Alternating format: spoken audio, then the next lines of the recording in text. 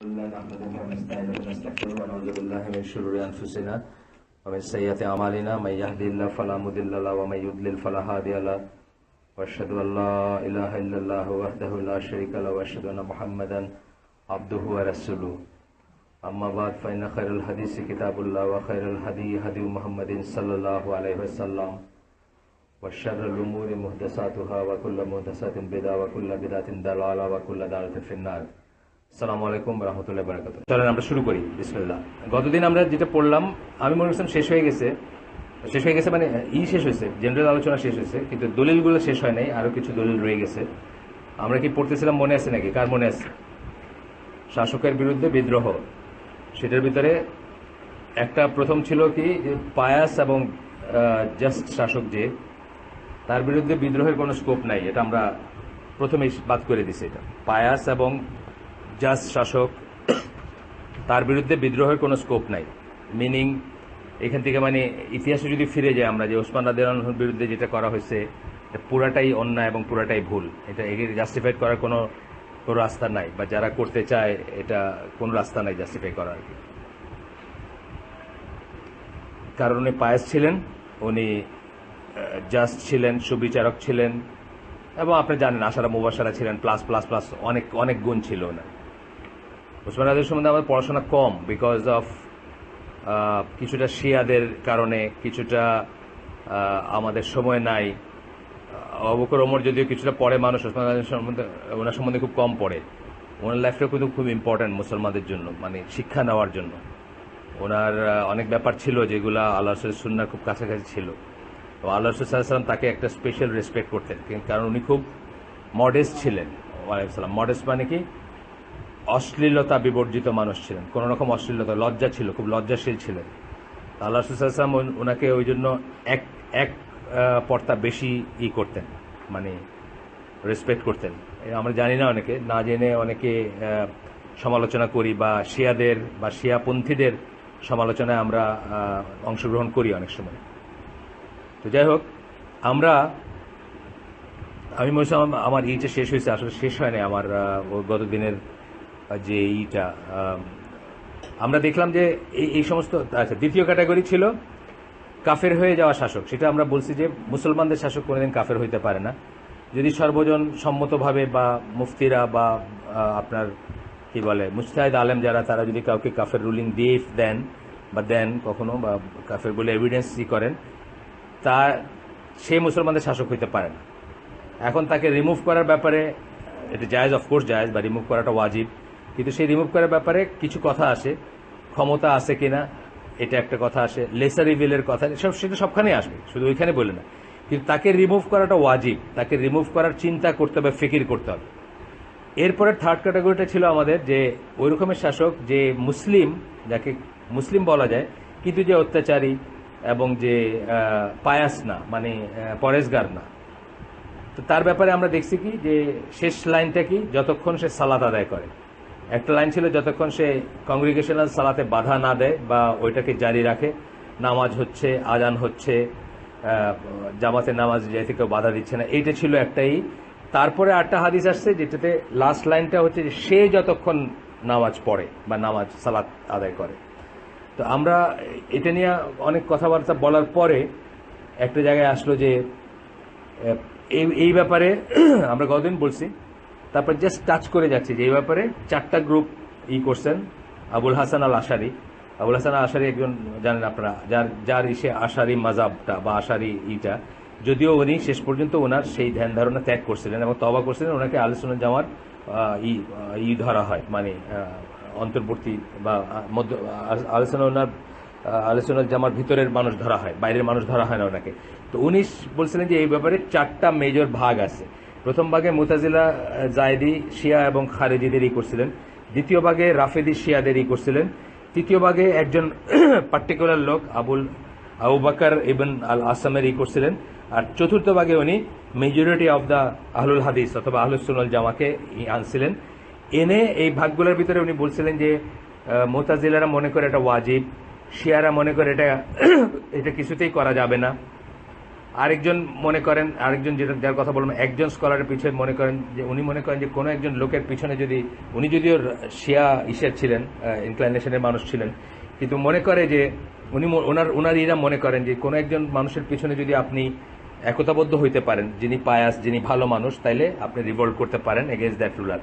আর তার চতুর্থ মতটা ছিল যে আহলে সুন্নাত জামার যে মতটা, মানে মেজরিটি স্কলার যে মতটা, আহলে সুন্নাত জামার মেজরিটি স্কলার যে মতটা, সেটা হচ্ছে যে আপনার এটা কোনো অবস্থায় জায়েজ না যতক্ষণ সে কুফরে চলে গেছে বা কাফের হয়ে গেছে। এই পর্যায়ে যদি না চলে যায় তাহলে কোনো অবস্থাতেই তার এগেনস্টে অস্ত্র ধরা জায়েজ না বা তাকে সরানোর চেষ্টা করা জায়েজ না, বরং এটা বেশি অনিষ্টকর জিনিস দেন তাকে সরানো। আর এটা নিয়ে ডিটেলস পড়াশোনা করতে গিয়ে আমরা তাবারির একটা কথা দেখলাম, জারির তাবারি, ওনার একটা তফসির থেকে পড়লাম ওই দিন, গতদিন পড়ে আমরা দেখলাম যে পৃথিবীকে দুই ভাগে ভাগ করা যায়।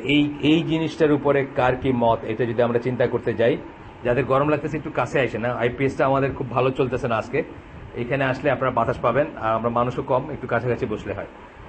তো তো উনি দেখলেন যে জারির তাবারি এটাকে দুই ভাগে ভাগ করলেন।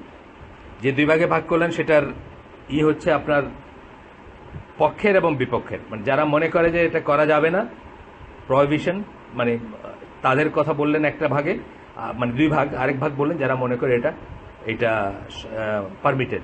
দুই পক্ষের দলিল আছে, আমরা দুইটা দলিল দেখব। প্রথম দলিলগুলো পড়তে গিয়ে আমি যতদূর পড়ছিলাম, তারপরে আমার মনে হয়েছিল যে আমাদের মধ্যে অনেকটুকু পড়ছে, কিন্তু আমি পরে দেখতেছি যে না, অনেকটুকু না, এখন অনেক বাকি আছে। প্রথম অপিনিয়নটা আমরা শুরু করছিলাম, সেটার ভিতরে দুইটা হাদিস আমরা পড়ছিলাম, না একটা এই পড়ছিলাম, একটা কোরআনের আয়াত পড়ছিলাম এবং দুইটা হাদিস পড়ছিলাম আমরা। ওইখান থেকে আমি একটু জাস্ট টাচ করে যাই। আবার কোরআনের আয়াতটা ছিল সূরা নিসার 59 নম্বর আয়াত।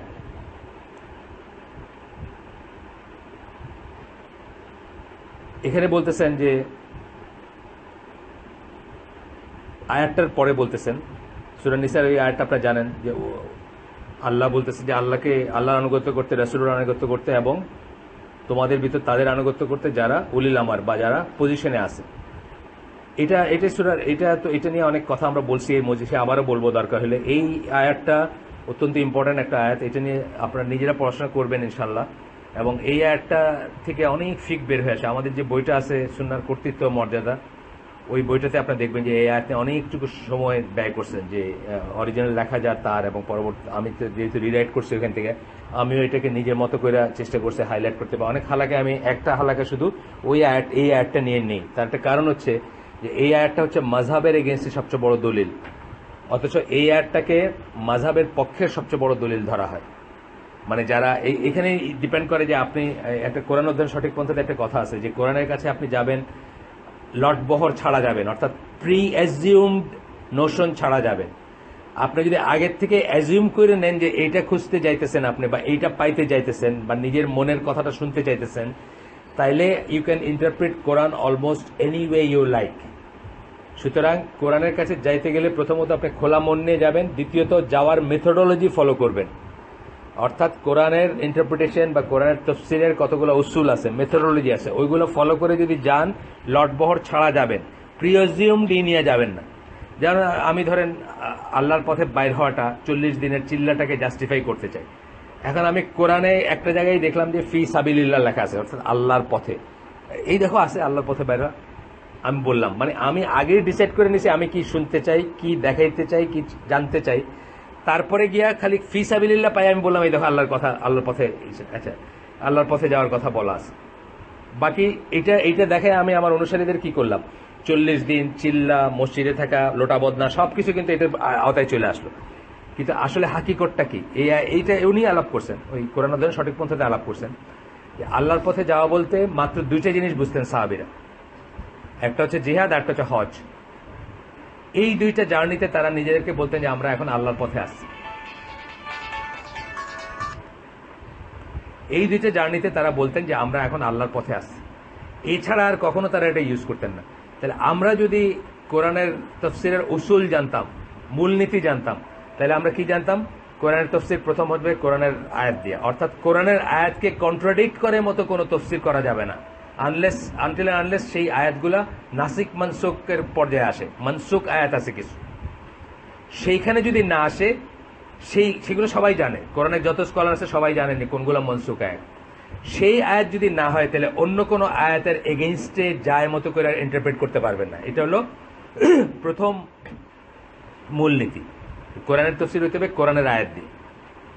দ্বিতীয় মূলনীতি হচ্ছে কোরআনের তফসির হতে হবে সুন্নার আলোকে, অর্থাৎ সুন্নাকে কন্ট্রাডিক্ট করে, সহিহ শুদ্ধ সুন্নাহ হাদিসকে কন্ট্রাডিক্ট করে মতো কোনো মিনিং দেওয়া যাবে না কোরআনের তফসির করতে গিয়ে। আমরা দিতে পারবো, চাইলে দিতে পারবো, কিন্তু দেওয়া যাবে না, তাই না? যেমন ধরেন, আমি যেটা বলি, এই মজলিসে অনেকবার বলছি, বারবার বললে মনে থাকে আমাদের, যে কোরআনে আছে যে দুই বোনকে একত্রে বিবাহে রাখা যাবে না, শুধু এইটুকুই আছে শুধু কোরআনে। এখন আপনি বললেন তাইলে ফুফু ভাই ভাতিজিরে তো বিয়ে করা যাবে, তাইলে না, এটা কেন করা যাবে না? কারণ এটা একটা হাদিসের এগেনস্টে যাচ্ছে। এইভাবে কোরআনকে ইন্টারপ্রেট করা যাবে না। এই আয়াতটা পড়ে আপনি বললেন যে তাইলে তো বাকি সবাইরে যাবে, তাইলে বাকি সবাই যাদেরকে নর্মালি বিয়ে করা যায় তাদেরকে তাহলে একত্রে বিয়ে করা যাবে। তখন আমি বলবো না, কারণ আপনি এই কথাটা বললেন, এটাকে সহিহ হাদিসের এগেইনস্টে যাচ্ছে, এইভাবে ইন্টারপ্রেট করা যাবে না। আর 3 নাম্বারটা কি, সাহাবীদের ইজমা যেটার উপর হচ্ছে, কমন আন্ডারস্ট্যান্ডিং যেটা, তার এগেইনস্টে এটাকে দাঁড়া করা যাবে, হলো না?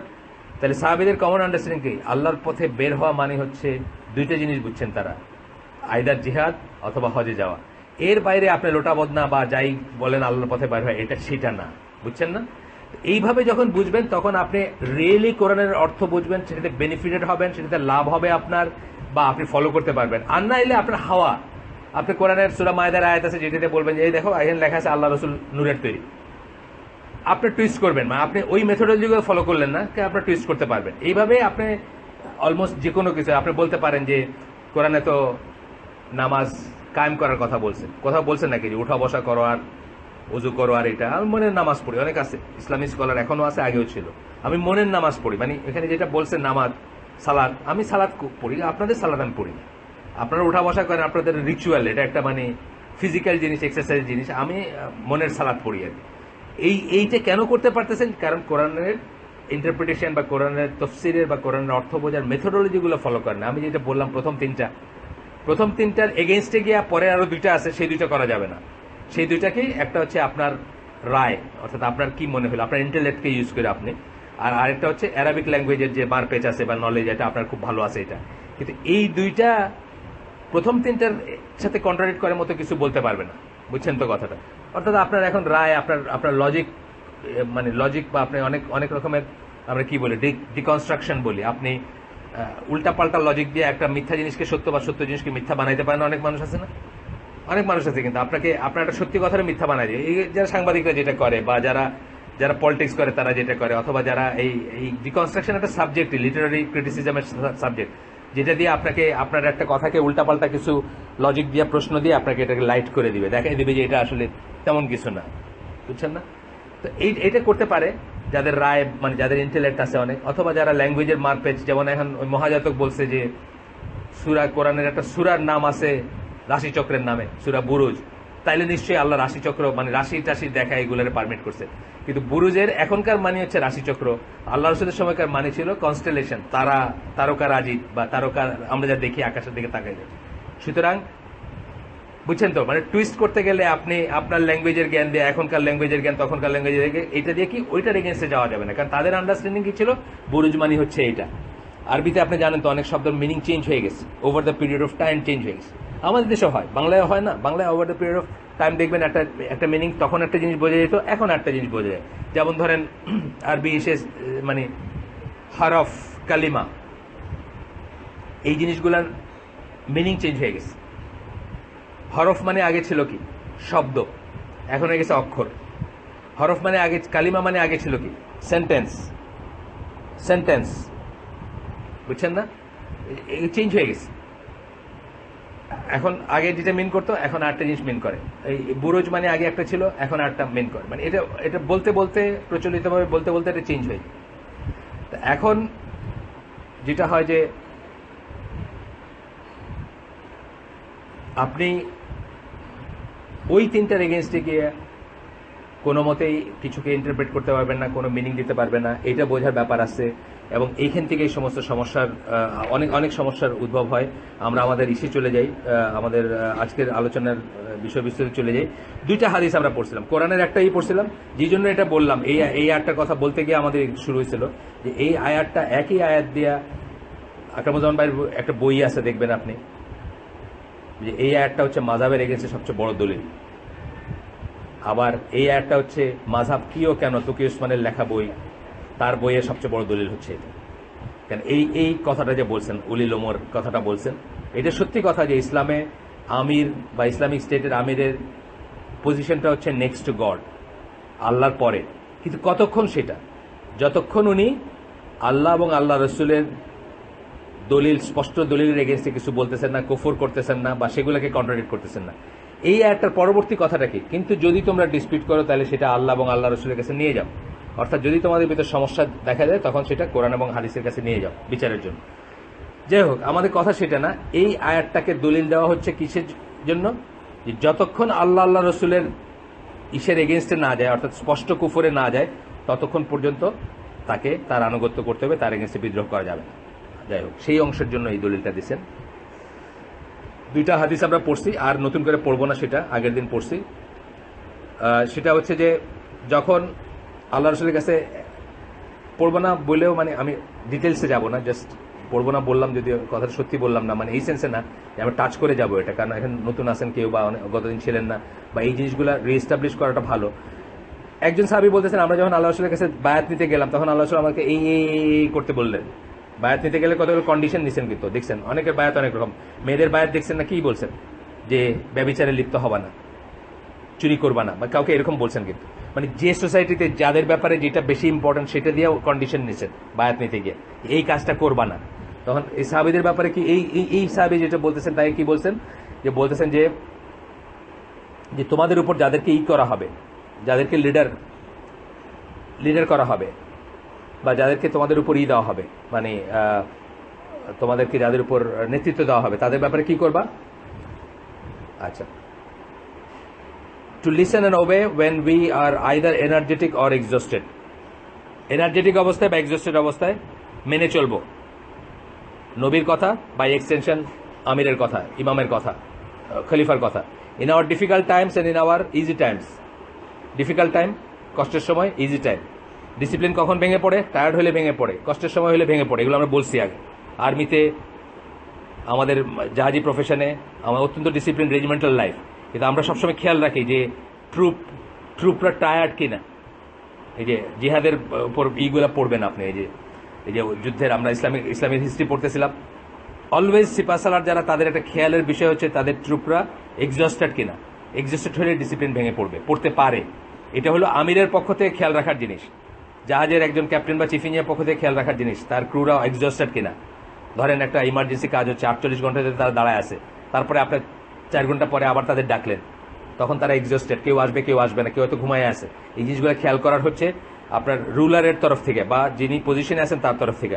আর ওই পাশ থেকে কি বলতেছেন, কি ওয়াদা নিচ্ছেন, যে সেই অবস্থায় আপনি তাকে মেনে চলবেন, তার আনুগত্য করবেন। ডিফিকাল্ট টাইমসে, টায়ার্ড হওয়া অবস্থায়, ভালো সময়ে, খুশির সময়ে, ফুর্তির মানে নর্মাল সময়, সুখের সময়, সেসব মানবেন। Even if others are given preference over আস,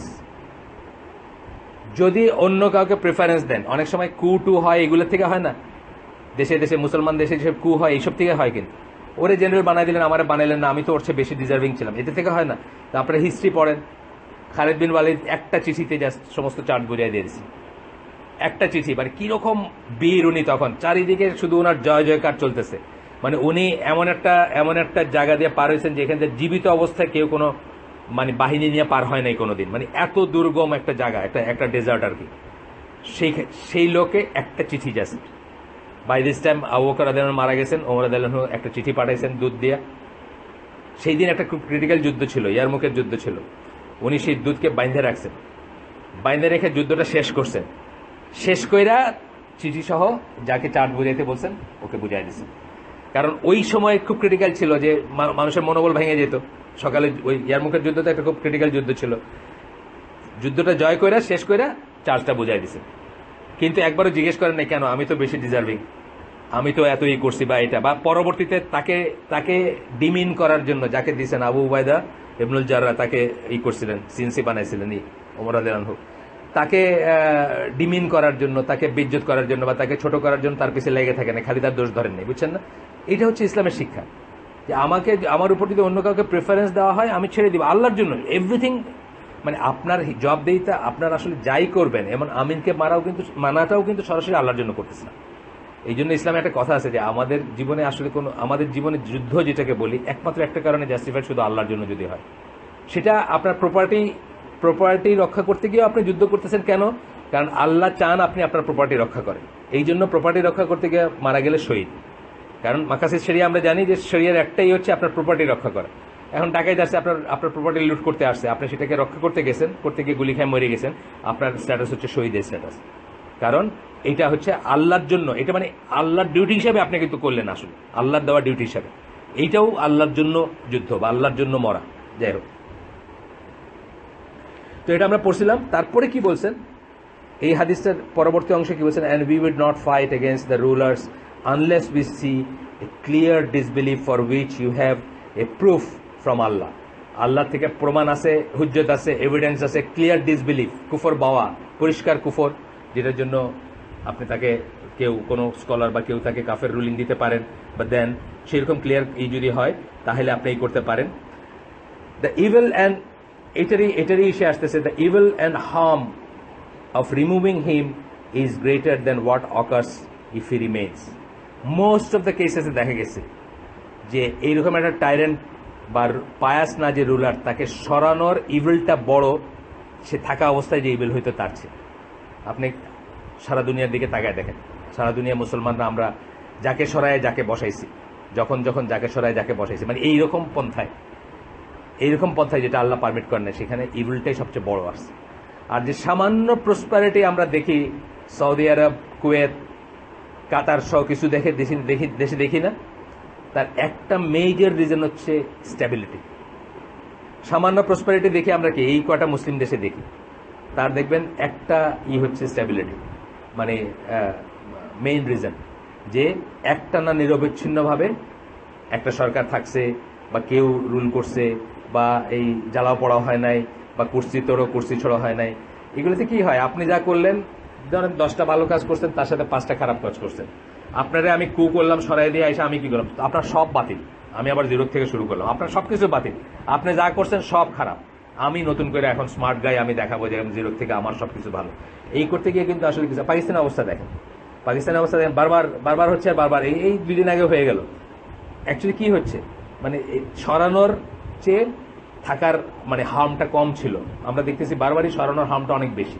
এটা আমরা ইজিপ্টে দেখেন বা অন্যদিকে দেখেন, এটা চিন্তা করার ব্যাপার আছে। আমি তার মানে এটা বলতেছি না যে কাফের হোক মুশরিক হোক তার আন্ডারে আমি খুব মানে বাদাম চিবাইতে খুব হ্যাপি লাইফ লিড করবো, তা আমি বলতেছি না একবারও। কিন্তু বলতেছি যে একটা আমাদের এই চ্যাপ্টারটা কিসের, যে একটা রুলার যদি ইম্পায়াস হয়, মানে পরেশগার না এবং অত্যাচারীও যদি হয়, তথাপি তাকে টলারেট করাটা ইজ বেটার দেন তাকে রিমুভ করা। তাকে রিমুভ করাটা জায়েজ না অ্যাকর্ডিং টু আহলে সুন্নাহ ওয়াল জামাত মেজরিটি স্কলার। আচ্ছা, সেকেন্ড যে হাদিসটা, এটাও একটু টাচ করে যাই আমরা, সেটা আগের দিন পড়ছিলাম। এটা হচ্ছে আউফ ইবনে মালিক তার বর্ণনার একটা হাদিস। এটাতে বলছেন যে আল্লাহ রাসূল যে তোমাদের ভিতরে সবচেয়ে ভালো রুলার যারা তোমাদেরকে ভালোবাসে, তোমরা তাদেরকে ভালোবাসো। সবচেয়ে ভালো রুলার হচ্ছে তোমরা যাদের জন্য দোয়া করো, যারা তোমাদের জন্য দোয়া করে। এইসব বইলা বলছে যে সবচেয়ে খারাপ হচ্ছে যেগুলোকে তোমরা ঘৃণা করো, তারা তোমাদের ঘৃণা করে, এবং যাদেরকে তোমরা কার্স করো, মানে বরদোয়া করো, তারা তোমাদের বরদোয়া করে। তো এই সময় সাহাবীরা জিজ্ঞেস করছেন, তাকে কি আমরা সরাই ফেলবো না, তার এগেনস্টে কি আমরা যুদ্ধ করবো না, বা তার এগেনস্টে কি অস্ত্র ধরবো না? তখন আল্লাহ রাসূল বলছেন যে না বলছেন যে কতক্ষণ পর্যন্ত না বলছেন, যতক্ষণ সে সালাত কায়েম করে, যতক্ষণ সে তোমাদের ভিতরে সালাত কায়েম করে, অর্থাৎ তোমাদের ভিতরে নামাজের বাধা দেয় না, আজানে বাধা দেয় না, জামাতে বাধা দেয় না। আমরা যখন এখানে পড়তেছিলাম যে ল্যান্ড অফ ইসলামকে, মানে আমি বলছিলাম গতদিনও বলতেছিলাম, আগেও বলতেছিলাম যে বাংলাদেশে চরমপন্থী কিছু ভাইরা আছেন যারা এটাকে ল্যান্ড অফ কুফর বলতে চান বা দারুল কুফর বলতে চান। তা আমরা সেদিন পড়ছিলাম কি, আমরা এই বইতেই পড়ছি শুরুর দিকে, ল্যান্ড অফ ইসলাম কি, এই সম্বন্ধে হাদিস পড়ছি আমরা, যে ইসলাম থেকে প্রথম চলে যাবে আল্লাহর আইন দিয়ে শাসন করা, আর ইসলামের শেষ চিহ্ন থাকবে সালাত। এই জন্য যতক্ষণ একটা দেশে প্রকাশ্যে আজান শোনা যায়, প্রকাশ্যে মানুষ সালাতে জয়েন করতেছে, জামাতে যাচ্ছে, ততক্ষণ পর্যন্ত এটাকে ল্যান্ড অফ ইসলাম বলতে হবে। ইসলামিক স্টেট আর ল্যান্ড অফ ইসলাম দুটো এক না, দারুল ইসলাম বলতে হবে। এখানে ইসলামের দেশ, এটা ইসলামের ভূমি, এটা, এবং এটাকে অ্যাটাক করা যাবে না। এটার মানুষের জানমাল এবং ইসেকে হারাম ভাবতে হবে, রক্তকে হারাম ভাবতে হবে। এখানে কাউকে মারা যাবে না, কারো হত্যা করা যাবে না, এবং এটাকে দারুল ইসলাম। সেই আমরা পড়ছি গত আগে যারা ছিলেন ওই হালাকায় বা লেকচারগুলো পাবেন, সমস্ত ক্রাইটেরিয়াতে বাংলাদেশ একটা দারুল ইসলাম, এখানে কোনো সন্দেহের কোনো অবকাশ নাই। বাট ইসলামিক স্টেট না, এটা ডিফারেন্ট জিনিস। ইসলামিক স্টেট দুনিয়ায় কোথায় আছে এখন? অলমোস্ট নাই বলতে গেলে। কিন্তু দারুল ইসলাম কিন্তু সবকটাকে বলতে হবে, মানে যতক্ষণ এই ক্রাইটেরিয়াগুলো আসতেছে। এবং এই ক্রাইটেরিয়াগুলোতে যুদ্ধ করতেন আল্লাহ রসুল সাল্লাল্লাহু আলাইহি ওয়াসাল্লাম। মানে ফজরের সময় কোনো একটা জায়গায় কোনো একটা কমিউনিটিকে রেড করছেন, আজান শোনা গেছে, বলছেন যে আর দরকার নেই রেড করার, ওয়েট করতেন আজান শোনা যায় কিনা, তারপরে ওই স্কলাররা মানে ডিটেলস আলাপ করছেন যে একটা জায়গায় একখানে একটা মসজিদে আজান, অনেকে বলে যে অস্ট্রেলিয়ায় বা আমেরিকায় তো ওই মসজিদে আজান শোনা গেছে, এইটা কোনো ক্রাইটেরিয়া না, সেটাও আবার এক্সপ্লেন করছেন কেন না। মানে দারুল ইসলাম বলতে গেলে কতটুকু আজান শোনা যাবে, কতটুকুই হবে, এগুলো আলাপ করছেন। যাই হোক, আমাদের আজকের বিষয় ওটা না। এই দুইটা হাদিস পড়ছি, থার্ড হাদিসটাও আমরা পড়ছি। এখানে বললেন এস্টাবলিশ প্রেয়ার, সালাত কায়েম করার ভিতরে অনেকে এইটারে অনেক রকমের বলতে পারেন। সেকেন্ড, এরপরের এই হাদিসটা ছিল সালামা, আল্লাহ রাসূলের ওয়াইফ, তার ইসে, সেই হাদিসটাতে আসছে not as long as they pray, তারা যতক্ষণ সালাত আদায় করে, একটা এস্টাবলিশ করাকে আপনি অন্য মিনিং দিতে পারতেন। এই হাদিসটাতে আরো একটু সহজ হলো যে তারা যতক্ষণ সালাত পড়ে। এই আমরা বলছিলাম আমরা যে এই ক্রাইটেরিয়াতে আমাদের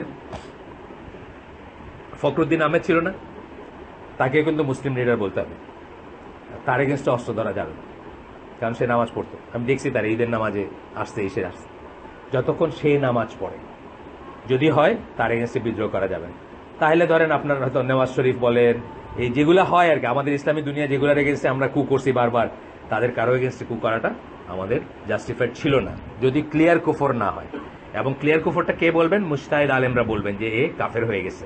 আপনার আমার কাছে কুফর মনে হলে কুফর হবে না, কারণ কুফর এস্টাবলিশ করার অনেক ক্রাইটেরিয়া আছে, কুফর অফ অ্যাকশন আছে, কুফর অফ বিলিফ আছে, তাকে বোঝানোর ব্যাপার আছে, তাকে জ্ঞান দেওয়ার ব্যাপার আছে।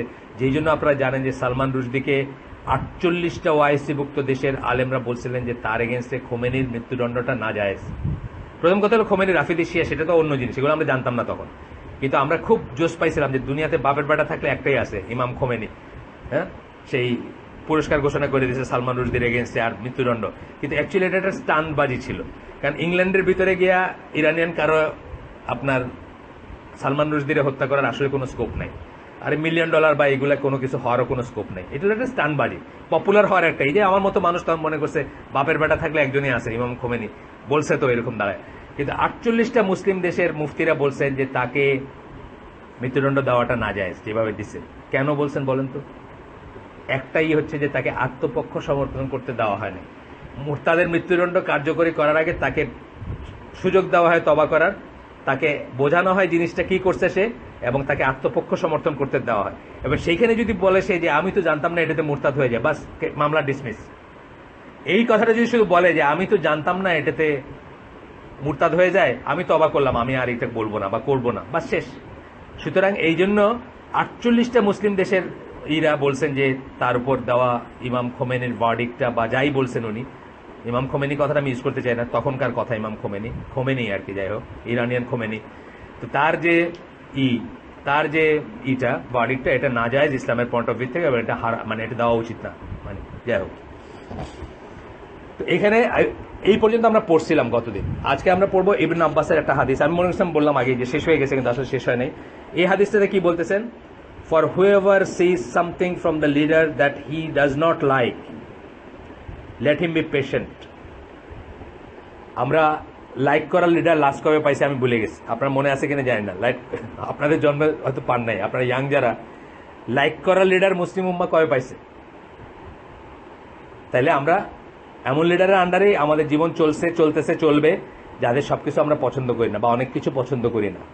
তাইলে কি বলতেছেন? ধৈর্য ধরতে বলতেছেন। The one who separates a handspan from the community and then dies not except a death of the days of Jahiliyyah. বা জাহিলিয়াতের মৃত্যু। অপছন্দ করি দেখা যে লিডার থেকে সরে গেল এক বিগত পরিমাণ, সেই জাহিলিয়াতের উপর মৃত্যুবরণ করলো। এই কোন লিডারের কথা বলা হচ্ছে? মুসলিম লিডার, কিন্তু এটা আবার মনে রাখবেন, তাকে মুসলিম ডিফাইন করা যাইতে হবে। তাকে যদি মুসলিমই না বলা যায়, এই অব্লিগেশনটা আসবে না। মুসলিম বলা যায় কিনা এটা তাকিদ করার ব্যাপার। মুসলিম যদি না বলা যায়, এই অব্লিগেশনটা আসবে না। যাই হোক, এখানে আমরা জানি যে আব্দুল্লাহ ইবনে ওমরের মতো সাহাবী বায়াত নেন নাই। আপনাদেরকে আগে বলছি, আলী রাদিয়াল্লাহু আনহু এবং মুআবিয়া রাদিয়াল্লাহু আনহুর সময় সাথে যখন যুদ্ধ চলতেছে, উনি কারো কাছে বায়াত নেন নাই। তার মানে এটা না যে উনি মেথোডোলজিক্যালি আহলে সুন্নাহ ওয়াল জামা বা আল্লাহ রসুলের মাযহাব বা আল্লাহ রসুলের আল জামাত যেটা তার থেকে বাইরে হয়ে গেছেন, তা না। এইখানে বরং ওনার ডিপার আন্ডারস্ট্যান্ডিং অফ ফিক থেকে উনি এটা করছেন যে মুসলিম স্টেটে দুইটা আমি থাকতে পারে না। এবং তার কোনো যে ইগো ছিল না, এটা আমরা বুঝি কি, যে যখনই হাসান রাদিয়াল্লাহু আনহু 6 মাসের মাথায় সারেন্ডার করে তার খিলাফতের দাবিটাকে সারেন্ডার করে মুআবিয়া রাদিয়াল্লাহু আনহুর আনুগত্য স্বীকার করলেন, উনি গিয়ে মুআবিয়ার বায়াত নিয়েছেন। তার মানে এটা ওই জিনিস না, অপছন্দ করতেছে দেখা তোমার বায়াত নিতেছে না, তা না কিন্তু ব্যাপারটা।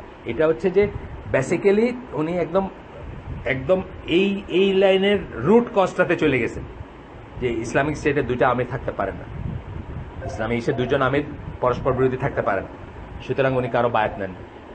এবং যেহেতু এটা মানে একজন এস্টাবলিশ হওয়ার পরে আরেকজন এইভাবে হয় নাই, সিচ অফ পাওয়ার দুইটা ছিল, দুই জায়গাতে সাইমালটেনিয়াসলি দুই গ্রুপ অফ মুসলিম দুইজনকে আমির মানছেন। এটা এমন হয় নাই যে একজনকে সবাই আমির মাইনে নিয়েছেন বা আবু বকর রাদিয়াল্লাহু আনহু এস্টাবলিশ, তারপরে মুসাইলামা কাজ্জাব ওইখান থেকে বলতেছে যে সে আমির। এটা হয় নাই কিন্তু জিনিসটা।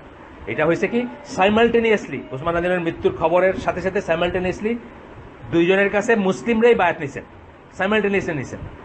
এবং নেওয়ার পরে ফলে এই অচল অবস্থাটা আসছে যে এখন ওয়ান অর আদার চুজ করাটা ওনার জন্য খুব ডিফিকাল্ট ছিল। আব্দুল্লাহ ইবনে ওমরের কথা আমি বলতেছি। এবং তার মতো সাহাবী মানে উনি জানেন আপনি সবচেয়ে স্ট্রিক্টেস্ট একজন। অনেকে এইটাকে আর কি একটা দলিল হিসাবে করে, এটা কোনো দলিল না, কারণ উনি ওইটার রুট ইসে গিয়ে করছেন জিনিসটা। যাক, গেল আব্দুল্লাহ ইবনে আব্বাসের হাদিসটা গেল। এরপরে এইটারই আরেকটা ন্যারেশন মানে আরেকটা ভার্সন, সামান্য একটু অন্যরকম। Whoever dislike something from the ruler should remain patient.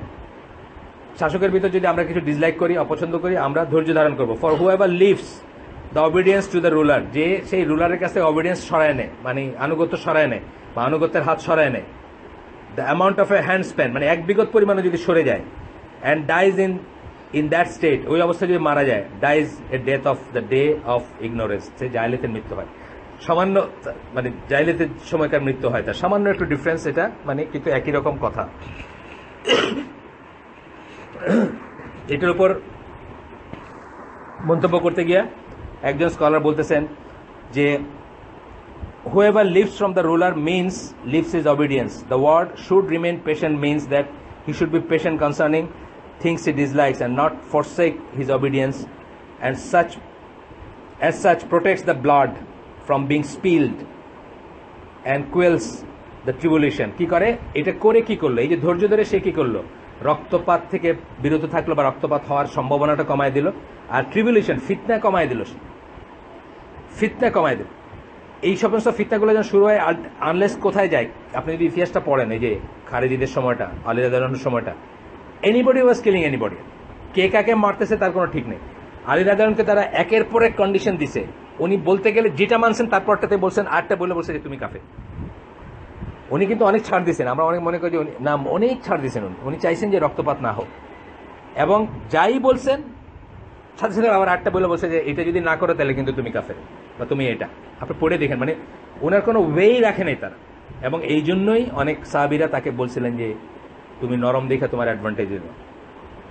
Ali রাদিয়াল্লাহু আনহু বলছেন যে ওমর থেকে হাজার হাজার মাইল দূরে গভর্নররা মনে করতে যে নেক্সট ডোর বসে আছে খলিফা, এইভাবে তারা ভয় পেত। আর তোমার সামনে মানুষের ডিসপিউট করে, তুমি নরম দেখা, তুমি খুব নরম মানুষ। আলী রাদিয়াল্লাহু আনহুর কথা বলছেন যে তুমি অত্যন্ত নরম মানুষ, এই জন্য তোমাকে এরকম করছি। তারা তাকে একেবারে ওই পর্যায়ে নিয়ে গেছে যে যা বলবেন সেটাই না আর কি। মানে একটা গল্প আছে, একটা জোক, বাংলা ভাষার জোক, যে এক লোক আরেক লোকের মানে গ্রামের রাস্তা দিয়ে হাঁটতে গিয়া সরিষা ক্ষেত্রের কিছুর ভিতরে ঢুকে পড়ছে আর কি। তারপরে তো দু একটা গাছ টাছ মারাইছে বা কিছু, তো ওই লোক এসে ধরছে তারে যে আপনি জানেন কই দিয়ে হাঁটতেছেন, আপনি এটা আমার খ্যাত নষ্ট করতেছেন আপনি। তো বলছে তাহলে ফিরে যাই, বলেন না পিছনে আমার খ্যাত, ডাইনে যাই, বলেন না ডাইনেও আমার, বায়ে যাই, বায়েও আমার, কি করবো, কিও করতে পারবেন। তা আলী রাদিয়াল্লাহু তারা ওইরকম একটা অবস্থা নিয়ে গেছে। পড়ে দেখেন খুবই স্যাড, কিন্তু এই যে ইসলামের ইতিহাসটা আমরা পড়লাম এসে ওই উত্তরা হালাকায়, খুবই স্যাড। মানে একটা পর্যায়ে ওনাকে মানে কিছুতেই হবে না, মানে ওনাকে মরতে হবে, নাহলে ওনাকে বলতে হবে যে আমি কাফির হয়ে গেছি, আমি আবার তওবা করে মুসলমান হলাম। এই দুইটা ছাড়া আর কিছুতেই তাকে তারা ছাড় দিচ্ছিল না। এইটা যাই হোক, তো বলতেছেন যে ট্রিবুলেশনটা কথাটা আমি ছোট করে মনে করি, আমরা একটা খুব লাইট জিনিস মনে করি, লাইট ওয়ার্ড মনে করি। ফিতনা কথাটা মানে এইটা আর কি, যখন আপনি পড়লে দেখবেন যে ওখানে কি অবস্থা হয়েছিল। কেউ কাউকে বিশ্বাস করে না, কে কাকে মারতেছে কার কোনো ঠিক নেই, আজকে এর সাথে আছে কালকে ওর সাথে আছে, মানে অনেক রকমের জিনিস ঢুকে পড়ছে এটার ভিতরে। তারপরে বলতেছেন such is the case unless the ruler commits kufr and manifests what is opposing to the call of Islam. এইটা ততক্ষণ পর্যন্ত ভ্যালিড যতক্ষণ পর্যন্ত স্পষ্ট কুফর করবে এবং আল্লাহ বা ইসলাম যার দিকে ডাকে তার পরিষ্কার তার এগেইনস্টে কিছু করবে। there is no obedience for him by the created, এখানে বলছেন যে তার প্রতি কোনো অবিডিয়েন্স নাই যখন সে কাফির হয়ে যাবে, মানে আল্লাহর এগেইনস্টে গিয়ে কোনো মানুষের কাছে কোনো নাই। This indicates that the ruler is not to be removed due to impiety or wrongdoing. দুইটা কথা বললেন আবার। ইম্পাইটি মানে কি? পরেজগার না। রংডুইং মানে কি? জুলুম মানে আমরা আগে পড়ছি, আপনার পিঠে দুই ঘা লাগাইছে, আপনার জমিনটা নিয়ে নিছে, আপনার জমিন নিয়ে আর সিলেটে কত একর, 300 একর বোধ হয় নিয়ে নতুন করে ক্যান্টনমেন্ট হবে। সিলেটের ক্যান্টনমেন্টটা কিন্তু এখন হিউজ একটা জায়গা, কিন্তু আবার এই যে নতুন যে ব্রিজটা হয়েছে সিলেটের পাশে, গরিব মানুষের জায়গা, হিউজ জায়গা নিয়ে এখন একটা ক্যান্টনমেন্ট হবে। এটাতে একটা ডিভিশন, নতুন একটা ডিভিশনের, সিলেটে একটা ডিভিশন হচ্ছে। I don't know what it is all for. আর আমি তো মনে করি আমাদের দেশে এখন যে অবস্থা চলতেছে, আর্মি থাকারও আসলে কোনো দরকার নাই, তাই না? আসলে কি হবে বলেন? আচ্ছা ধরেন আছে, একটা দরকার আছে, এইটাকে আরো বাড়াইতে গিয়া মানুষের জমি যারা, এগুলো কারা, জেলে টেলে, মানে ওইখানে খুব মাছ টাছ হয় এবং ই হয়, তাদের লোল্যান্ডগুলো হচ্ছে সাধারণত ফিশারম্যানদের, সিলেটের ভাষায় মাইমল বলে আর কি, তাদের। কিন্তু তথাপি কি আপনি অপছন্দ করতেছেন, কিন্তু তথাপি বিদ্রোহ করতে পারবেন না, এটাই ইসলামের শিক্ষা। তথাপি তাকে দিয়ে দিবেন, সে আপনার জমিন নিয়ে নিছে, দিয়ে দিবেন আপনি, আপনার রাইট আপনি আল্লাহর কাছে রাখবেন, তার রাইট আছে, সে চাইলে নিয়ে নিতে পারে, তাকে দিয়ে দিবেন। এটা বললাম আমি এই জন্য যে এটাতে একটা অন্যায় মনে হয় না, মনটা কিন্তু বিদ্রোহ করে ওঠে যে হ্যাঁ আমাদের, কিন্তু তারপরেও এটা আল্লাহর কাছে রাখবেন, এই কথাটাই। It is not allowed to remove him from his rule for that, এইটুকুর জন্য তার শাসন থেকে তাকে সরানোটা জায়েজ না। দিস হাদিস ইন্ডিকেটস, এই হাদিসটা আমরা মাত্র পড়লাম, সেটা ইন্ডিকেট করে কি, that it is not allowed to have an armed rebellion against the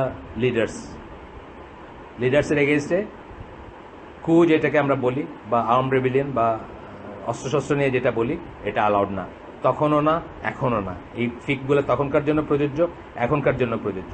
তবে কথা হচ্ছে যে এটার উপর ইজমা হয়েছে পরে, মানে এই আমরা আগের দিনও পড়ছি যে এটার উপর ইজমা, মানে সকল আহলে সুন্নাত জামাত বা জামাত স্কলার বা মেজরিটি স্কলার এটার উপর এগ্রি করছেন কি পরবর্তীতে, আল্লাহ রসুলের হাদিসগুলোকে পরবর্তীতে তারা লাইনে আয়না বুঝছেন যে এটা বোঝানো হয়েছে, অনেক কিছুকে মিলায় বুঝছেন।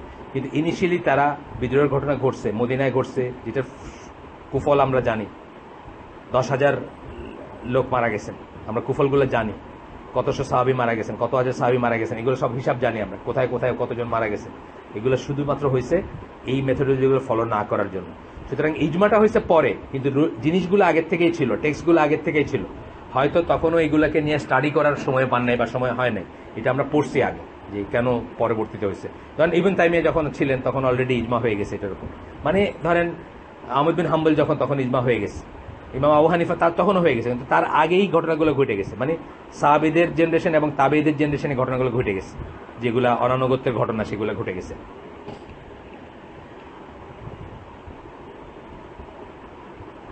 এরপরের দলিলটা হচ্ছে 1 নম্বরের আন্ডারে এগুলো গেল, A B C D E পর্যন্ত আমরা পড়লাম। 1 নম্বর মানে কোন মত, সেই মতের ভিতরে আমরা আছি, কিন্তু এখন সেকেন্ডারি দলিল দেখবো আমরা এখনো সেই মতের ভিতরে আছি। কি মত? যে শাসকের এগেনস্টে বিদ্রোহ করা যাবে না, কেবলমাত্র সে পরেশগার না দেখা এবং কেবলমাত্র সে জুলুমকারী দেখা, এটা করা যাবে না যতক্ষণ স্পষ্ট কুফরের দলিল সাব্যস্ত না করছেন কোনো মুস্তাহিদ আলেম বা বড় স্কলার, বা যাদের কথাতে সাব্যস্ত হয়, আপনার আমার কথায় না, আপনার আমার কথায় অনেক কিছুই মনে হয়, ওই সাইফুল্লাহ ভাই একটা গল্প বলছিলেন না যে আরব দেশে জিয়াফত খাওয়াইতো আর কি, আলমানির গল্প এটা, যে জিয়াফত খাওয়াইলে কি করে, আপনার আলেম মানুষ, আপনাকে আলেমরা কি নায়েবে রসুল, তাদেরকে সম্মান করা, এটা একটা এই ছিল। নায়েবে রসুল, আপনি রসুলের উত্তরাধিকারী বা ওয়ারিস রসুলের, বা রসুলের ইটাকে ধরে রাখছেন আপনি। আপনাকে যদি কেউ অসম্মান করে, মানে ইন এ গ্রস ওয়ে অসম্মান করে বা অপমান করে, বা আপনাকে যদি না মানে, বা আপনাকে যদি রিজেক্ট করে, বা আপনাকে ওই সম্মানটা না দেয়, তাহলে তারা কাফের হয়ে যায়। মানে এটা কোনটা, মানে তার মানে আলটিমেটলি রসুলকেই বলা হলো না, রসুলের কথাগুলো বলা হলো না। সাহাবীদের ব্যাপারে যেটা, সাহাবীদের ব্যাপারে যদি আমরা কিছু কথা বলি বা কিছু কথা, আল্লাহ রসুল কি বলছেন, যে তাদের বিরুদ্ধে করলো সে আমার বিরুদ্ধে করলো, যে তাদেরকে ঘৃণা করলো সে আমাদের ঘৃণা, মানে এইভাবে আর কি। রসুলকে ঘৃণা করা যদি আপনি প্রমাণ করে ফেলতে পারেন, তাহলে তো আপনি কাফের, বুঝছেন তো ব্যাপারটা। কিন্তু রসুলকে ঘৃণা করা নাও প্রমাণ হইতে পারে। একজন সাহাবীর সমালোচনা করছেন, আপনি জানেন না তার স্ট্যাটাসটা, আমাদের ভিতরে অনেকেই করছেন, ধরেন সৈয়দ কুতুব এবং মওদুদি করছেন, তাদেরকে কি কাফের রুলিং দিয়ে দিব আমরা? না, আমরা দিব না, এটা আমাদের ব্যাপার না। তার কারণ কি, যে তারা একটা বড় গুনাহ করছেন, বড় খারাপ কাজ করছেন, সব ঠিক আছে, কিন্তু কাফের রুলিং দেওয়ার মতো এনাফ হুজ্জত নাই বলে এখনো তাদেরকে কেউ কাফের বলেন না। আমার জানা মতে কেউ বলেন নাই, মওদুদি কেউ না, সৈয়দ কুতুব কেউ না, কিন্তু তারা কিন্তু মেজর সমালোচনা করছেন সাহাবীদের, যেটা মানে আমরা দেখবো আরেকদিন পড়বো আমরা ওটা নিয়ে, যেটা মানে একেবারে মেথোডোলজির বাইরে আমাদের। কিন্তু এটা থেকে আমি যদি বলি যে সাহাবীদের ই করছেন দেখা রসুলকে ঘৃণা করেন, সো তারা, বুঝছেন না। সাইফুল্লাহ ভাইয়ের গল্পটা হলো এরকম, যে জিয়াফত খাইতে ডাকছে, আরব দেশে আলেমদের জিয়াফত খাইতে ডাকলে কি করে, স্যান্ডেলটারে ঘুরায় রাখে, যে উনি যখন খায়ে চলে যাবেন দাওয়াত, তখন যেন ওনার স্যান্ডেল ঘুরানোর কষ্ট না হয়, একদম রেডি আছে স্যান্ডেলটা, ওটা পায়ে গলায় দিয়ে চলে যেতে পারবে।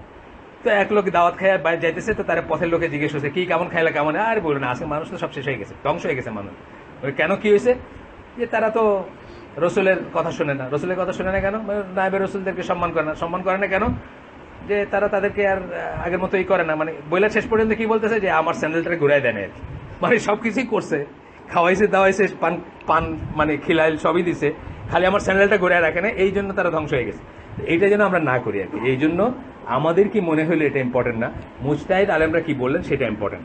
এরপরে দলিলগুলো, সেট অফ দলিল আমরা 12:15 পর্যন্ত পড়বো ইনশাল্লাহ। আজকে 12:15 সময় এই আপনি জান নাই আজকে তারাবো চলে আসছেন, সব বাইরে গেছিলেন যারা বলছিলেন, মাশাআল্লাহ।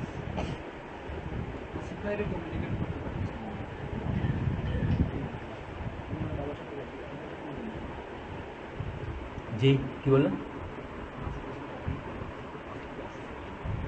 আসিফের সাথে, হ্যাঁ, আসিফকে আসলে মেসেজ পাঠান অথবা দেখতে যান, দেখতে যেতে পারেন আর মেসেজ পাঠাতে পারেন। আমি আজকে পারবো না, কালকে ইনশাল্লাহ সকালে চেষ্টা করবো একবার যেতে। আর মেসেজ পাঠালেও তো উত্তর পাইতে পারেন, কারণ অনেক সময় মেসেজের উত্তর দিচ্ছে আগেও আমাকে, ফোনে হয়তো ধরে না। আচ্ছা, তো এখন 2 নম্বর শ্রেণীর প্রুফগুলো আসতেছে, which indicate, যেগুলো আর কি, it is forbidden for the Muslims to fight each other. Basically কি, মুসলিমদের একজন আরেকজনের সাথে ফাইট করাটা হারাম। তো কারণ কি, রক্ত, সম্পদ, ইজ্জত, একজন মুসলিম ভাই সবকিছু হারাম না, এগুলো ভায়োলেট করতে পারেন না। এগুলো ভায়োলেট করতে পারেন না দেখেই আপনি যুদ্ধ করতে পারেন না তার সাথে। যুদ্ধ করা মানে কিন্তু এগুলো ভায়োলেটেড হবে তো। তো এইখানে বলতেছেন যে সেকেন্ড ক্যাটাগরি হাদিসগুলো হচ্ছে বা দলিলগুলো হচ্ছে সেইগুলা যেখানে এইটাকে নিষেধ করা হয়েছে। প্রথম দলিলটা দিচ্ছেন, অ্যাবিউজিং এ মুসলিম ইজ ফুসুক, উইকেটনেস। কোনো মুসলিমকে অ্যাবিউজ করা মানে গালিগালাজ করা, চর থাপ্পড় মারা, বারবাটে যাই বলে। অ্যান্ড ফাইটিং হিম ইজ কুফর। হাদিস 4 নম্বর, এটা কুচের হাদিস দেখে দিই আমি, দাঁড়ান। বুখারি মুসলিমের হাদিস, বুখারি, মুসলিম, তিরমিজি, নাসাই, আহমদ, এত সোর্সে আসছে এই হাদিস। অ্যাবিউজ করা ফুসুক, যুদ্ধ করা বা মারামারি করা হচ্ছে কুফর। 2 নম্বর হাদিস, I went out to help this man. হাদিসটা হচ্ছে আসার অ্যাকচুয়ালি। একজন বলতেছেন,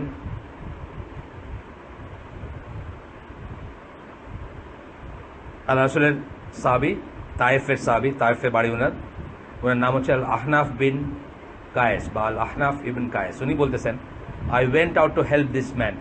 আমি এই লোকটাকে সাহায্য করতে গেছিলাম, বাইরে হয়ে গেছিলাম। এই লোকটাকে আলী বিন আবু তালিব। এন্ড আবু বাকরা, আরেকজন সাহাবী। আবু বাকরার নাম শুনছেন না? কেন ফেমাস বলেন? আবু বাকরার নাম এই জানা উচিত, এই মজলিসে জানা উচিত। আবু বাকরা সাহাবী কেন ফেমাস? একটা কারণে উনি ফেমাস, নারী নেতৃত্ব জায়েজ না বা নারী নেতৃত্বের এগেনস্টের হাদিসটা উনি বর্ণনা করছেন, এবং এটা একটা আহাদ হাদিস, গরিব হাদিস, খবরে ওয়াহিদ বলি না আমরা, সেরকম হাদিস, মানে খুব কম সোর্স বা একজন থেকে আসছে।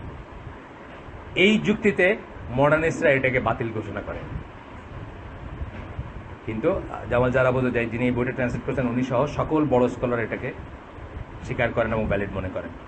আবু বাকরা আরো একটা যুক্তি আছে, ওনাকে দৌড়া মারছিলেন ওমর রাদিয়াল্লাহু আনহু, ওই যে কারো এগেন্সে ব্যভিচারের আনছিলেন, তখন 4 জন সাক্ষী আনতে পারেন নাই, কিন্তু উনি ওনার পয়েন্ট থেকে সরেন নাই যে আমি নিশ্চিত দেখছি, এই জন্য দৌড়া মারা হয়েছে, এবং ওটার জন্য উনি কোনোদিন রিগ্রেট করেন নাই। উনি তথাপিত বলছেন যে আমি যেটা বলছি সেটাই ঠিক, আমি দেখছি, বা এরকম আর কি। এই কারণেও কিন্তু ফেমিনিস্টরা বা এরা বলে যে যারা ওমর রাদিয়াল্লাহু আনহু দৌড়া মারছেন, দৌড়া তো মারছেন একটা ডিফারেন্ট পয়েন্টে, দৌড়া তো আর এই পয়েন্টে মারেন নাই যে মিথ্যা কথা বলছো বা তোমার চরিত্রের দোষ আছে সেই পয়েন্টে না, দৌড়া মারছেন 4 জন সাক্ষী আনতে হবে, 4 জন সাক্ষী পান নাই উনি, কিন্তু উনি দেখছেন ওই পয়েন্ট থেকে উনি সরেন নাই, উনি দৌড়া খাওয়াটাকে প্রিফারেবল মনে করছেন দেন টু মানে ওই পয়েন্ট উইথড্র করা বা মাফ চাওয়া বা তওবা করাচ্ছে, কারণ উনি দেখছেন এটি সত্য, উনি মনে করতেছেন। সো এটা নিয়েও একটা আছে যে উনি তো ওনাকে ওমর রাদিয়াল্লাহু আনহু দৌড়া মারছেন, তো ওনার হাদিস কেমনে নেওয়া যায় না, এটা কোনো ব্যাপার না। আমরা আরো আল্লাহ রাসূল সাল্লাল্লাহু আলাইহি ওয়াসাল্লামের সময় দৌড়া মারছেন এরকম লোকে, হাসান বিন সাবিত, ওনাকে আমরা দেখি যে পরবর্তীতে উনি আল্লাহ রাসূলের খুব প্রিয় একজন মানুষ ছিলেন, দেখি না, খুব প্রিয় মানুষ ছিলেন, এবং আল্লাহ রাসূল সাল্লাল্লাহু আলাইহি ওয়াসাল্লামের মিডিয়া ছিলেন আর কি, মিডিয়া ইনচার্জ যেটা আমরা বলি এখনকার দিনের হাসানুল হক ইনি ছিলেন আর কি, উনি মানে মিডিয়া ইনচার্জ ছিলেন আর কি আল্লাহ রাসূল সাল্লাল্লাহু আলাইহি ওয়াসাল্লামের। তো এটা কোনো না যে কেউ কোনো লাইফের ক্রস সেকশনে, এটা কিন্তু আলোচনার যেমন একটা মেথোডোলজি, একজন মুসলিম একটা গুনাহ করতে পারে, সেই গুনাহটার হুদুদ পানিশমেন্ট যখন তার উপরে, হুদুদ বা মানে ইসলামী পানিশমেন্ট যখন তার উপরে অ্যাকচুয়ালাইজ হয়ে যায় বা বাস্তবায়িত হয়, তাকে আর আপনি কিছু বলতে পারবেন না, সে তার সমস্ত মুসলিমের যত রাইট আছে সব রাইট তার থাকে, অর্থাৎ সে জানাজা পাবে, সে ইনহেরিটেন্স পাবে, সে আপনার কাছে তার মাল সামানা, তার জীবন তার কাছে নিরাপদ, আপনার কাছে নিরাপদ থাকবে, সমস্ত রাইট তার থাকে যখন একবার এক্সপায়ার্টেড বলি আমরা, মানে কাফারা হয়ে যায় যে ফর্মে হোক সেটা, ঠিক আছে। এটা কিন্তু আলোচনা যেমন মেথোডোলজি, কিন্তু খারেজিরা এবং ইরা কি বলবে, মুতাজিলারা বলবে যে সে চিরজাহান্নামী, সে ধ্বংস হয়ে গেছে, কারণ সে একটা করছে আর সে কাফির হয়ে গেছে, প্রথমেই বলবে সে কাফির হয়ে গেছে। কবিরা গুনাহ করলে খারেজিরা মনে করে একজন মুসলিম কাফির হয়ে যায়। আচ্ছা, পরবর্তী হাদিস তখন কি বলতেছেন, and Abu Bakra met up with me, আবু বাকরের সাথে আমার দেখা হলো।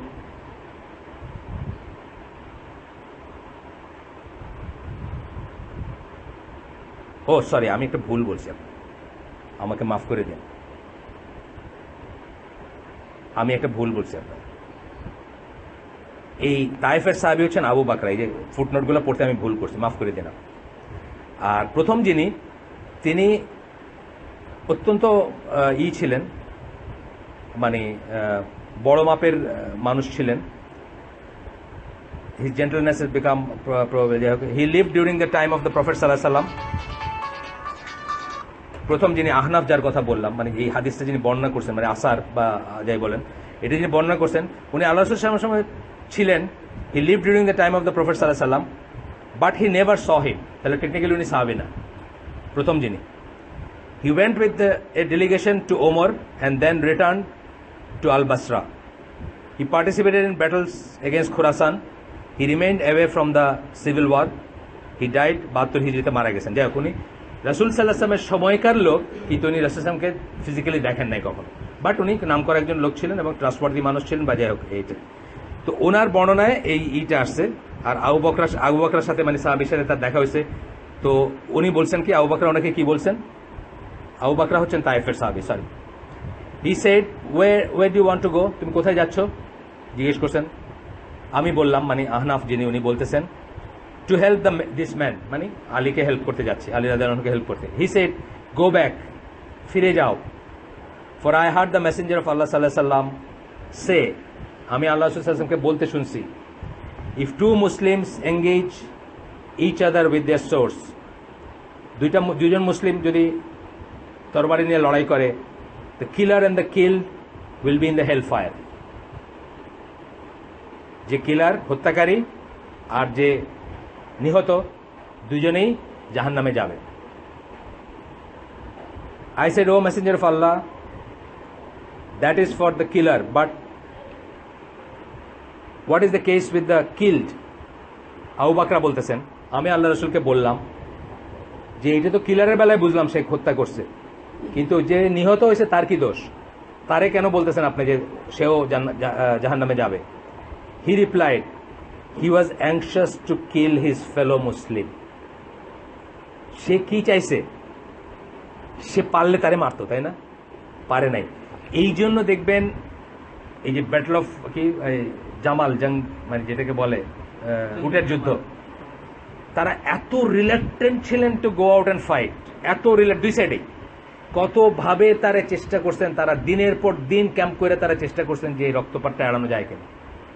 কিন্তু অন্য যারা ছিল সাইড লাইনের, যারা ষড়যন্ত্রকারী, যারা ইহুদি মানে আবদুল্লাহ ইবনে সাবার লোকজন, তারা কিভাবে ইনস্টিগেট করছে এবং শেষ পর্যন্ত কিন্তু তারা ওই ওই দৈত্যের গল্প আমরা জানি না, যে দুইটা দৈত্য পাশাপাশি বসেছিল, দুইটার থেকে মুক্তি পাওয়ার জন্য মানুষ গিয়ে একটার গালে চড় মারছে, তো সে তাকাইছে, তার আরেকটা গালে মারছে, তারপর দুইটার ভিতর লেগে গেছে ঝগড়া, তারপরে তারা দুজন মরে গেছে। এইভাবে করে ইটা লাগাইছে, আপনারা যে পড়েন হিস্ট্রি অফ ইসলাম, এইভাবে করে তারা এটা লাগাইছে, যুদ্ধটা লাগাইছে। কিন্তু তারা কিভাবে যে করছেন, শেষ পর্যন্ত কিন্তু তালহা জুবায়ের রিয়েল সেন্সে যুদ্ধে অংশগ্রহণ করেন নাই। মানে কিভাবে তারা হেট করতেন to to take arms against a সাহাবি বা একজন মুসলিমের এগেনস্ট, এটা বুঝবেন আপনি। তো এখানে কি বলতেছেন, কেন সে জাহান্নামে হবে? কারণ সে অন্যজনদের মারতে চাইছে। আজকালকার ব্যাপারগুলো তো তাই। ধরেন যারা এই যে রাস্তায়, এই যে কালকে শুনলাম ইসে মাইরে ফেলছে কারে, হ্যাঁ হ্যাঁ ওনারটা তো আছে। যাই হোক, আরেকটা ব্যাপার, কালকে মগবাজারে 3টা লোকটা মেরে ফেলছে। এটা তো আছে, যাই হোক, মানে তাদের কোনো রোল ছিল না। কিন্তু যেগুলা যে গ্যাং ফাইট যেগুলো হয়, ধরেন এই মিল্কি, যে মিল্কিরে মারলো না, তারা কিন্তু দুই পার্টি মস্তান। আপনি কি মনে করেন যে যদি মিল্কি জানতো যে তাকে মারতেছে আর তারপর পিস্তল সে অন্যরা ছাড়তো না? এই কথাটাই বলতেছেন যে সেও অন্যকে মারাটা ডিজায়ার করছে, কিন্তু পারে নাই, আগে মরে গেছে। এই জন্য 3 নম্বর দলিল, এই লাইনের দলিল। এটা কি লাইনের দলিল? মুসলিমের এগেন্সে যুদ্ধ করা যাবে না লাইনের দলিল। 3 নম্বর দলিল হলো, জারির বিন Abdullah narrated the Prophet sallallahu alaihi wasallam said, do not return after me to be disbelievers. আমার পরে কাফের হয়ে যাবে না। Striking the next of one another, কাফির হয়ে যাওয়াটার লক্ষণ কি বলছেন? একজন আরেকজনের নেক, মানে কল্লা ওড়ানো বা মানে গলায় ছুরি চালানো বা এই তরবারি মারা, এটা বোঝাইছে গেল। আরেকটা হাদিস, এই লাইনের হাদিস দেখতেছে। এখন কোন লাইনের বললাম? মুসলিমকে ফাইট করা যাবে না। ডিরেক্টলি যেগুলো রুলার সম্বন্ধে আছে ওগুলো আমরা শেষ করছি। এই প্রথম অপিনিয়নটাতে আমরা এখনো আছি যে মুসলিম রুলারের এগেনস্টে অস্ত্র ধরা যাবে না যতক্ষণ সে কুফর না করে বা কুফর বাবা বা পরিষ্কার কুফর না করে ততক্ষণ। এখনকার 4 নম্বর এটা হচ্ছে কি, আবু হুরায়রা রাদিয়াল্লাহু আনহু সময় বলতেছেন যে তার বর্ণনায় আল্লাহ রাসূল সাল্লাল্লাহু আলাইহি ওয়াসাল্লাম তাকে বলছেন, there will be trials and tribulation wherein one sitting is better than the one standing. ফিতনার সময় আসবে যখন যে বসে আছে সে দাঁড়ায় আছে যে তার চেয়ে বেটার। বসে আছে কথাটা মানে কি? ইনঅ্যাক্টিভ। বুঝছেন না ব্যাপারটা? ইনঅ্যাক্টিভ, যে রিলেটিভলি ইনঅ্যাক্টিভ না, বসে আছে যে। ওই রাগের ব্যাপারে একটা অ্যাডভাইস আছে, শুনছেন না? যে রাগে গেলে বলছে হাঁটতে থাকলে দাঁড়ায় যাবেন, দাঁড়ায় থাকলে বসে যাবেন, বসে থাকলে শুয়ে থাকবেন। মিনিংটা কি? আপনি নিজেকে ইনঅ্যাক্টিভ করে ফেলবেন।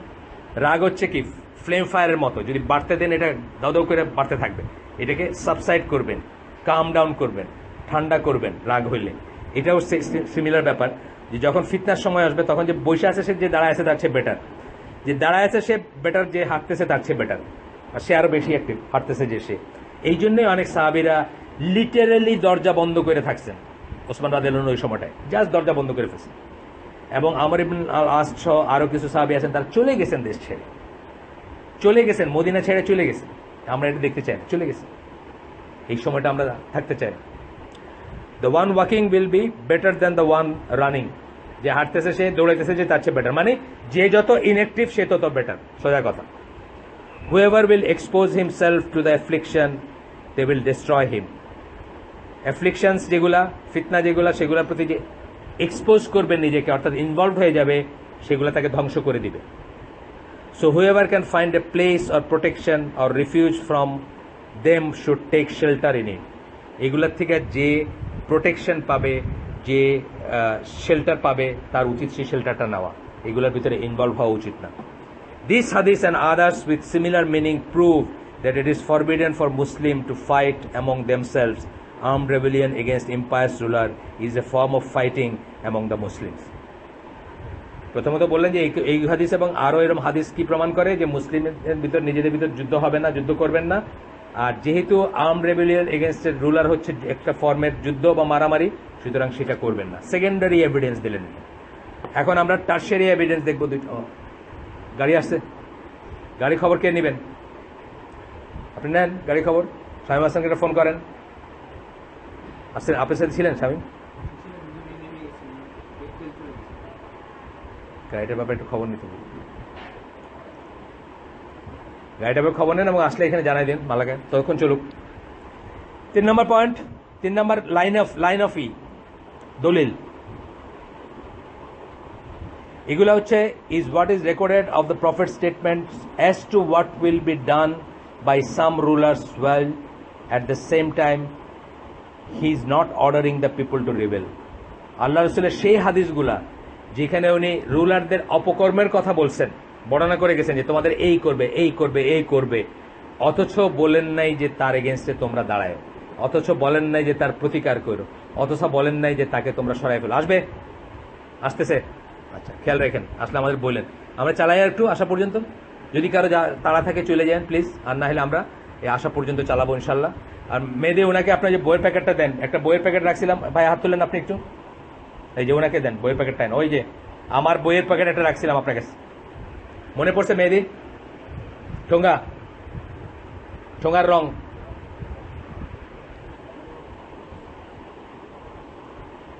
তার মানে আপনি আমাদের কোনো বই যদি ধার করে নিতেন আপনার মনে থাকতো না, তাই না মেহেদি?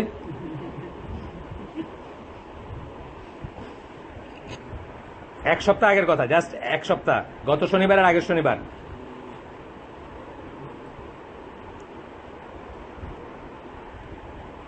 এটা হচ্ছে আমর বিন ইয়াহিয়া বিন সাইদ, উনি বলতেছেন তার গ্র্যান্ডফাদার তাকে বলছেন, I was sitting with Abu Hurairah in the prophet's mosque in Medina. মদিনার মসজিদে আবু হুরায়রার সাথে বসেছিলেন, যিনি বর্ণনা করতেছেন তিনি, মানে তার দাদা আর কি, মানে যিনি গল্পটা বলতেছেন। And Marwan was with us. Marwan কি একজন উমাইয়াদ ছিল, শাসক ছিলেন, গভর্নর ছিলেন বোধহয়। আবু হুরায়রা বললেন, I heard the truthful and trustworthy সে, মানে আল্লাহ রসুলের কথা বলতেছেন, আল্লাহ রসুলকে আমি বলতে শুনেছি বলে। আবু হুরায়রা একটা, এখনকারটা কি হাদিস, প্রথমটা কিন্তু আসার, কিন্তু এখনকারটা হাদিস, তাই না? যেমন আমরা এর আগে একটা বর্ণনা পড়লাম, আবু বাকরার যে ঘটনাটা পড়লাম, আবু বাকরার ঘটনাটা যিনি প্রথম বলতেছেন তিনি কিন্তু হাদিস বলতেছেন না, তিনি একটা ঘটনা বলতেছেন। আবু বকরের কথাটা যখন বললেন তখন একটা হাদিস বললেন, তাই না? সেটা কিসের? সেটা কিন্তু বুখারী মুসলিমের হাদিস ছিল। আবু বকরের বর্ণনা যেটা আসছে সেটা বুখারী মুসলিমের হাদিস, কিন্তু ওই ঘটনাটা ওইটা কে বললেন? ওইটা আরেকজনের আরেকটা বর্ণনায় বলতেছেন যে আমি যখন যুদ্ধ করতে যাইতেছিলাম আলীর জন্য তখন উনি আমারে বললেন, কিন্তু বাকিটুকু কিন্তু বুখারী মুসলিমের হাদিস। এভাবেই বুঝতে হবে জিনিসটা। এখানেও পরেরটা হয়তো একটা অথেন্টিক সোর্সের হাদিস, কিন্তু প্রথমটা হয়তো একজন বলতেছেন যে আমার দাদা আমারে বলে গেছেন। তারপরে হয়তো চেঞ্জ যারা দেখেন তারা দেখবেন যে দাদা ট্রাস্টওয়ার্দি, আবু হুরায়রা থেকে শুনছেন দাদা, দাদার থেকে নাতি, এইভাবে হয়তো হাদিসটা এস্টাবলিশ হয়েছে। ডিফারেন্ট স্টোরি, কিন্তু হাদিসটার রুট কোনটা? যে আবু হুরায়রা বললেন, সেটুকু কিন্তু হাদিসের রুট আসলে। আমাকে বললেন, আল্লাহ রাসূল সাল্লাল্লাহু আলাইহি ওয়াসাল্লাম বললেন, কি বললেন? The destruction of my nation will be at the hands of young men from the Quraysh. কুরাইশের যুবকদের হাতে বা কুরাইশের কম বয়সীদের হাতে বা ইয়াং মানুষ দিছেন, পাইছেন? আচ্ছা, কুরাইশের ইয়াং মানুষদের হাতে আমার নেশন, আমার জাত ধ্বংস হবে, আমার জাতির ধ্বংস তাদের হাতে নিহিত। মারওয়ান সেড, মারওয়ান কিন্তু উমাইয়ার, সে তো তখনও জানে না যে কি হবে। মারওয়ান সেড, মারওয়ান বললেন কি, the curse of Allah be upon the young man, মানে সেই যুবকদের উপরে আল্লাহর লানত পড়ুক। কোরাইশদের ভিতরে তো উমাইদরা তো কোরাইশ, উমাইদরা কোরাইশ, হাশিমাইটরা কোরাইশ, সবাই কোরাইশ না, কিন্তু সে তখনও জানে না যে এটা তাদের কথা বলা হয়েছে। আচ্ছা, আবু হুরায়রা সেড, আবু হুরায়রা বললেন, if I will to say the tribe of so and so and the tribe of so and so, I could do so. আমি যদি চাইতাম বলতে যে এই গোত্র এবং এই লোকগুলো এই কাজটা করবে, আমি বলতে পারতাম। অর্থাৎ আবু হুরায়রাকে আল্লাহ রাসূল সাল্লাল্লাহু আলাইহি ওয়াসাল্লাম বলে গেছেন কাদের হাতে ধ্বংসটা হবে, এটা আসবে পরে কথাটা। এই কথাটা বলার মানে হচ্ছে যে কাউকে কাউকে বলে গেছেন না যে এর হাতে এটা হবে, ওর হাতে এটা হবে, আমি বলতে পারতাম। আবু হুরায়রা বলতেছেন, I then went with my father to the clan. কে? যিনি এটা বর্ণনা করতেছেন উনি তার বাপকে নিয়ে ক্ল্যান অফ মারওয়ানের গোত্র দেখতে গেছেন after the gain control of al Sham, যখন তারা সিরিয়ার কন্ট্রোল নিয়ে নিছে অলরেডি, তখন দেখতে গেছে। উমাইদরা নিল না সিরিয়ার কন্ট্রোল তখন। when we saw they were young inexperienced men he said to us, যখন আমরা দেখলাম যে তারা ইয়াং এবং ইনএক্সপিরিয়েন্স, যাদের অভিজ্ঞতা নেই এই ধরনের মানুষ। আজকাল কিন্তু সেম জিনিস হচ্ছে, এই দুনিয়ার জিনিসগুলাকে কারা করতেছে, নষ্ট করতেছে, ইয়াং ইনএক্সপিরিয়েন্স মানুষরা নষ্ট করতেছে। তারা বলতেছে আমাদের ডক্টর সালেহ আল ফৌজান হলো গ্রিন জোন স্কলার, এই যে গভর্নমেন্ট স্কলার, মানে অফিসিয়াল স্কলার, বুঝছেন না, রুটির ঘি মাখন খাওয়া স্কলার এইসব বলেন, নজবিল্লাহ। Perhaps there are some from among them, তখন উনি বললেন কি, যখন দেখলেন এদেরকে বললেন যে যাদের কথা বলা হয়েছে এদের ভিতরেই হবে কেউ। We said you know best, মানে আমরা বললাম যে আপনি ভালো জানেন, আর এটা ঘাটতে যান নাই। ইবন বাত্তাল বলতেছেন দিস হাদিস also contains proof for what was stated earlier that one should not revolt against the ruler even if he were unjust, যে এই হাদিসের ভিতরে এভিডেন্স আছে, এই হাদিসের ভিতরে দলিল আছে ওই কথার যে যদি আনজাস্ট রুলার হয় তাহলে তার এগেনস্টে ধরা যাবে না। This is so because the prophet সাল্লাল্লাহু আলাইহি ওয়াসাল্লাম informed Abu Huraira of their names and the names of the fathers, but he did not order him to revolt against them. এই যে দলিলটা আসতেছে, এর থেকে আসতেছে দলিলটা, তারা কে, তাদের নাম কি, তারা কারা বলে গেছেন, কিন্তু এইটা বলে যান নাই তখন তাদের এগেনস্টে অস্ত্র দিল বা তাদেরকে আটকায়ও বা তাদের এগেনস্টে বিদ্রোহ করো, এটা কিন্তু বলেন নাই। At the same time, though, he informed him that the destruction of the nation would be at their hands. অথচ তাদেরকে বলছেন যে এদের হাতেই দেশ, মানে তার জাতি ধ্বংসপ্রাপ্ত হবে, এইটা বলেও কিন্তু বলেন নাই যে তথাপি অস্ত্র ধৈর্য। কেন বলেন নাই? This implies that rebellion is even greater destruction that takes them closer to being completely rooted out than what occurs when they are obeyed. তাহলে এইটা দিয়ে কি বোঝাচ্ছে যে রেবেলিয়ন যেটা মানে যখন আপনি বিদ্রোহ করবেন সেটা আপনাকে কমপ্লিটলি রুট আউট করে দিতে পারে, তার চেয়ে বরং এরা যেটা করতেছে গ্র্যাজুয়ালি এই জাতটাকে ধ্বংস করার একটা কাজ করছে, তো সেটাও প্রেফারেবল, কমপ্লিটলি নাই হয়ে যাওয়ার। বুঝছেন তো কথাটা, কমপ্লিটলি নাই হয়ে যাওয়ার। Hence he chose the lesser of the two evils and the easier of the two matters. Lesser evil, দুইটাই ইভিল, দুইটাই খারাপ, কিন্তু যেটা কম ক্ষতিকর ওটা চুজ করছেন আল্লাহ রাসূল সাল্লাল্লাহু আলাইহি ওয়াসাল্লাম, and by default Abu Hurairah রাদিয়াল্লাহু আনহু এবং বাই ডিফল্ট অন্যরা, তারা তাদেরকে রিমুভ করতে চান না। অনেক বড় শিক্ষার ব্যাপার আছে আমাদের জন্য, কারণ মারামারি করে যদি সব মরেই যায়, এটার এই ইভিলটা সরানোর তো পরে থাকে, ইসলামই তো থাকবে না। সব যদি মরেই যান তাতে ইসলামই তো থাকবে না। এটা হলো একটা দলিল। গাড়ি আসলে আমরা বন্ধ করে দেবো। এটা অনেক বড় হাদিস, হুযায়ফা বিন ইয়ামানের ওই হাদিসটা অনেক বড় হাদিস, যে মানুষ আল্লাহ রাসূলকে ভালো কথা জিজ্ঞেস করতো, আমি খারাপ কথা জিজ্ঞেস করছিলাম। আমি খারাপ কথা জিজ্ঞেস করছি মানে কি, হোয়াট ইফ এটা, যখন এটা হবে তখন কি করবো, যখন এটা হবে তখন কি করবো। এই হাদিসটা আমরা নেক্সট দিন পড়ি। আমরা একটু স্লো যাচ্ছি, কিন্তু এই জিনিসগুলো আমার মনে হয় আমরা আগামী দিন ইনশাল্লাহ, আজকে যেভাবে পড়লাম আগামী দিনে আমরা পিছনে ফিরে যাব না, এখান থেকে বাকিটুকি করব। কিন্তু এই জিনিসগুলো আমাদের ভালো করে ভিতরে না ঢোকাতেই কিন্তু আমরা অনেক কিছু বুঝি না, বা একটা ক্রস সেকশনে, এটা সত্যি কথা, আমরা ইভেন আমাদের কথা বলতে আমাদের অনেক বয়স হয়েছে, অনেক কিছু দেখছি আমরা, তথাপি কিন্তু আমরা স্টার্টল হয়ে যাই। জানেন যে হেফাজতের জিনিসটা যখন হইল, এই গাজার জিনিসটা যখন হচ্ছে, আপনার স্ট্যান্ডটা কি হবে? এটা কিন্তু খুব বড় একটা ব্যাপার। আইসিস নিয়ে আপনার স্ট্যান্ডটা কি হবে, তাই না? মানে অনেক রকমের ধূম্রজাল আছে। একটা মুসলিম রাস্তায় মারা যেতেছে, অবশ্যই আমার মনে লাগবে, আমি তাকে পানি দিব, আমি তাকে খাবার দিব, আমি তাকে মেডিকেল ট্রিটমেন্ট দিব, আমি তার পাশে দাঁড়াবো। কিন্তু সেই যে কারণে মরতেছে সেই কারণের সাথে কি আমি এগ্রি করি? No, I don't agree. দুইটা কিন্তু আলাদা জিনিস। তার কারণের সাথে এগ্রি করে তার সাথে গিয়ে মিছিল করা এবং তার সাথে গিয়া ওই শাপলা চত্বরে মরা একটা জিনিস, আর সে যখন রিয়েলি মারা যাচ্ছে বা রিয়েলি তার একটা মেডিকেল ট্রিটমেন্টের দরকার, বা রিয়েলি তার পানির দরকার, বা রিয়েলি সে অসুস্থ, বা রিয়েলি সে দুস্থ, আমি তাকে হেল্প করবো, একটা জিনিস। গাজাটাকে কিন্তু একইভাবে দেখার জিনিস। গাজার একটা হচ্ছে যে পলিটিক্যাল স্ট্যান্ডটা কি হবে, আরটা হচ্ছে হিউম্যানিটেরিয়ান স্ট্যান্ডটা কি হবে, মুসলিম হিসাবে মুসলিমের স্ট্যান্ড, দুইটা কিন্তু আলাদা জিনিস। এইখানে কিন্তু জিনিসগুলো সবসময় কিন্তু দুয়ে চার না, অনেক সময় এটা খুব খুব কমপ্লিকেটেড জিনিস হয়ে যায়। যেমন আইসিস সম্বন্ধে আমি খুব সুন্দর একটা পড়লাম, ইয়োভন রিডলি, ওই যে তালেবানের হাতে যিনি মুসলিম হয়েছেন ওই মহিলার, উনি কি বলছেন যে আমি কোনো মন্তব্য করতে চাই না, বিকজ আমি জানি না তারা কারা। আসলে কিন্তু আমিও জানি না তারা কারা। আমি আমি আছে আমিও জানি না তারা কারা এবং তারা কাদের হয়ে কাজ করছে আমি জানি না, আমি মন্তব্য করতে চাই। এখানে গাড়ি আছে কার কার? আপনার আছে গাড়ি? আপনার গাড়ি? আপনার আছে গাড়ি? আপনার গাড়িতে লোক আছে? তালা ভাই গাড়ি আছে? লোক আছে ভর্তি? প্রায় ভর্তি। আচ্ছা, তাহলে ওনার গাড়িতে দু একজন যেতে পারবেন, আমার গাড়িতে দুইজন যেতে পারবেন, আর বাকিরা চলে যান। এই যে আসছে, সুবহানাকাল্লাহুম্মা বিহামদিকা আশহাদু আল্লা ইলাহা ইল্লা আনতা আস্তাগফিরুকা ওয়া আতুবু ইলাইক। মামুন